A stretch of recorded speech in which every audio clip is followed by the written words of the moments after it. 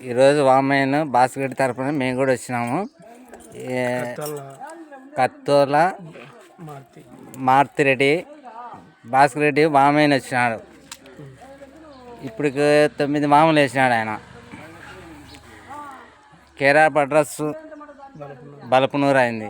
ఇంతకుముందే చెప్పాను కదా, మంచి రెస్పాన్స్. పల్లెలందరూ టోకన్లు తీసుకున్నారు కూడా. మొత్తం అయిపోయింది, తోలేది అయిపోయింది. ఇప్పుడు వాములు వేసేది ఇప్పుడు 9 వేసినాడు ఆయన. మంచి చూడండి, ఎండలోనే దిక్కొని చేస్తాడు పని.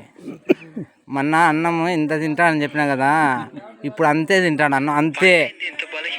పని ఎక్కువ, 4 పని ఒకటి చేస్తాడు. కానీ ఎందుకంటారా, ఎండల కాలం పని జరగదని తక్కువ తింటాడు ఆయన. ఆయన కావాల్సింది జ్యోతి పీడీలు కట్ట, 6కే అగ్గిపెట్టే, సపారి రాజు ఇవన్నీ వేయడు. మజ్జిగ ఉండాలి ఆయనకు 3 పూట్లైనా సరే. ఆయన చూపించండి, ఎండలోనే ఉన్నాడు. దిగను కూడా దిగలే. ఇప్పుడు దిగమంట అంటే మేము నీళ్ళు తాగుతుంటే ఆయన దిగమంటే దిగలే. నా పని అయిపోవాలా, నేను దిగాల, మీరే ఉండండి, మీరే తిని రాని అంటాడు. తిని కూడా దిగలు చూడు. ఇప్పుడు 1 గంట దాటింది, మజ్జిగ ఉంటే చాలా అంటాడు ఆయన. ఆయన చూపిస్తుంది చూడండి. ఆయన దిగమంటే దిగల చూడు, పైన కూర్చున్నాడు. నక్కలపల్లె భాస్కర్ రెడ్డి 9:30కి ఎక్కినాడు. ఈ టైం వరకు దిగల ఆయన.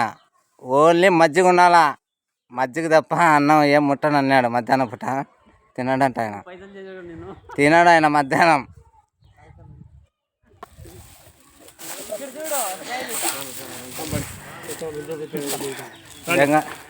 మా వెంకటరమణ ముద్దుగా మేము కుంకమ్మండి అని పిలుచుకుంటాం.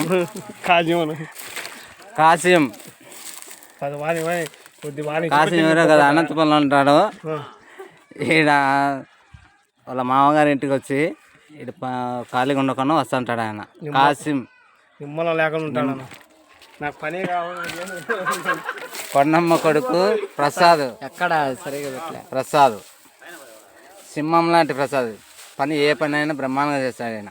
పిల్లగాడని సరే, ఎగ్జామ్ ఉంది, ఆయనకి పోతున్నాడు ఈరోజు లాస్ట్. బాయ్, ఉంటానండి. Bye bye. అందరూ బాగుండాలా, అందరిలో మనం బాగుండాలా అంటాం. అది కరెక్ట్. హ్యాపీగా సంతోషంగా మేము ఆడుతూ పాడుతూ చేసుకునే పనులు ఇవి. అందుకే మేమే కావాలంటాం అందరూ. బాయ్.